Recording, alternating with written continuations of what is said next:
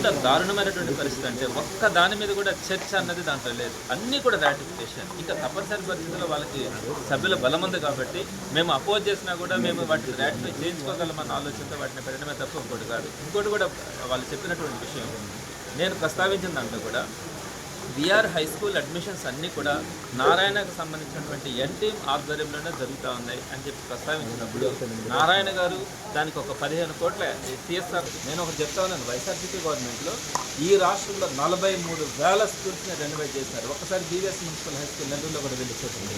ఎంత అద్భుతంగా తీసుకుంటున్నారు. ఎక్కడ కూడా అన్ని పారదర్శకంగా చేసినాం. అడ్మిషన్స్ అన్నీ కూడా అందరికీ కూడా ట్రాన్స్పరెంట్గా చేసినాం. కానీ వీళ్ళు ఏకపక్షంగా చేయడం కానీ ఆ 15 కోట్ల రూపాయలు 10 కోట్ల రూపాయలు అక్కడి నుంచి ఇస్తా ఉన్నారు. ఇక్కడి నుంచేమో ఒకసారి ఒక 5 crores ఒకసారి ఒక 5 crores మొత్తం 20 కోట్ల రూపాయలు దగ్గర ఖర్చు పెట్టాము. వీటన్నింటి మీద కూడా వీళ్ళు సమాధానం చెప్పాల్సిన పరిస్థితి. రెండో పాయింట్ వచ్చేటప్పటికి కమిషనర్ నియంతృత్వ ధోరణి ప్రదర్శన కూడా మాట్లాడడం జరిగింది. ఒక అటెండర్ కంటే తక్కువ స్థాయి ఆలోచనతో తను ముందుకెళ్ళడం కూడా జరుగుతూ ఉంది. ఒక శాసనమండలి సభ్యుడిగా నాకు ఒక ప్రివిలేజ్ కూడా ఉంటుంది. అందులో నేను ఇక్కడ ఎక్సెప్షనల్ మెంబర్ని. నేను అనేక అంశాల మీద ప్రజలకు సంబంధించిన అంశాల మీద నేను లెటర్స్ రాస్తే కనీసం వాటికి సమాధానం చెప్పేటువంటి పరిస్థితి కూడా లేదు. అదేవిధంగా ప్రోటోకాల్ విషయంలో కూడా మా కార్పొరేటర్లని ఆ కన్సర్న్ డివిజన్స్లో కూడా పనులు చేశాను వారితో చర్చించడం కానీ వారు ఫోన్ చేసినప్పుడు మాట్లాడుకోవడం కానీ ఇవన్నీ కూడా కమిషనర్ చేసినటువంటి చర్యలు. నేను కమిషనర్ గారికి ఈ రూపంగా కూడా చెప్తా ఉన్నాను. కమిషనర్ గారు మీరు ఎటువంటి పరిస్థితులు కూడా తప్పించుకోలేదు. ఈ అధికారం అన్నది శాశ్వతం కాదు. నేను మరలా కూడా చెప్తా ఉన్నాను.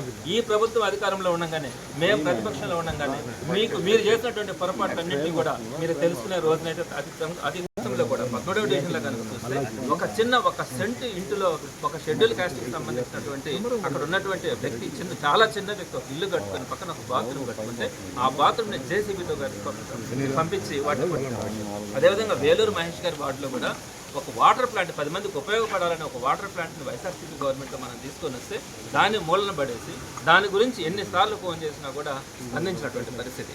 కమిషనర్ ఈ విధంగా చేస్తూ ఉన్నాడు అని అంటే ఆయన ఒక అధికార పార్టీ కంటే కూడా ఎక్కువగా ఆయన ప్రవర్తిస్తున్నటువంటి తీరు చాలా దుర్మార్గంగా ఉంది. అదే